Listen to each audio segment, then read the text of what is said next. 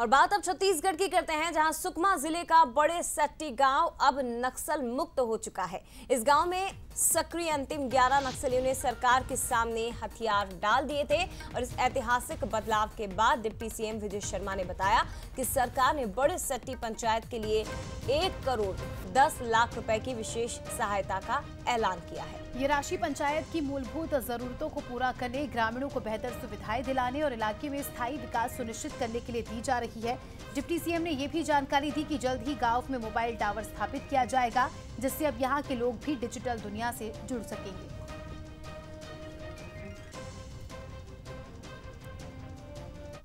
बड़े सट्टी ग्राम पंचायत ने अद्भुत परिश्रम, अद्भुत पराक्रम किया है।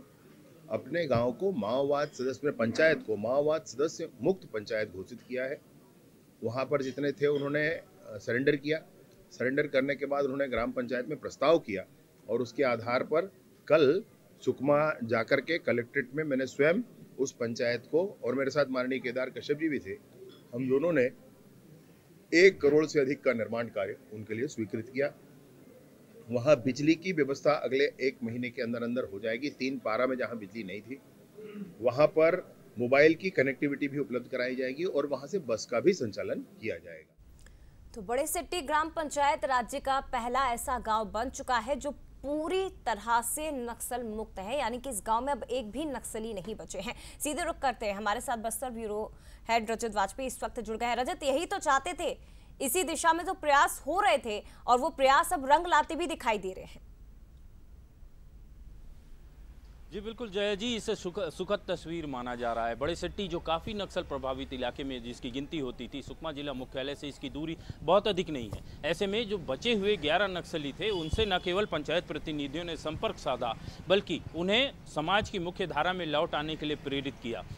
प्रयास रंग लाया है और शासन ने भी इस पंचायत के इस निर्णय को न केवल उसकी सराहना की है, बल्कि प्रोत्साहन राशि के रूप में 1 करोड़ 10 लाख रुपए दिए गए हैं। पंचायत ही एजेंसी होगी और पंचायत ये तय करेगी कि पानी के लिए क्या करना है, इसके अलावा स्कूल बिल्डिंग के लिए, इसके अलावा आंगनबाड़ी भवन, पंचायत भवन, इस तरीके की जो बेसिक एम्यूनिटीज़ होती हैं, जो पंचायत की ज़रूरत होती है, उसे पूरा करने के लिए पंचायत के प्रतिनिधि आपसी तालमेल के जरिए ये ज़रूरतों को पूरा कर सकेंगे। साथ ही विजय शर्मा और केदार कश्यप दोनों मंत्री वहां पर मौजूद थे। उन्होंने इस बात को लेकर भी ग्रामीणों को समझाइश दी है कि चूंकि यह रकम बड़ी है इसलिए इसके लालच में ना आए और किसी तरीके का कोई रिस्क न लें। यदि आपसी सहमति से ही सरेंडर्स होते हैं तो ही पंचायत को जो नक्सल फ्री घोषित किया जाए।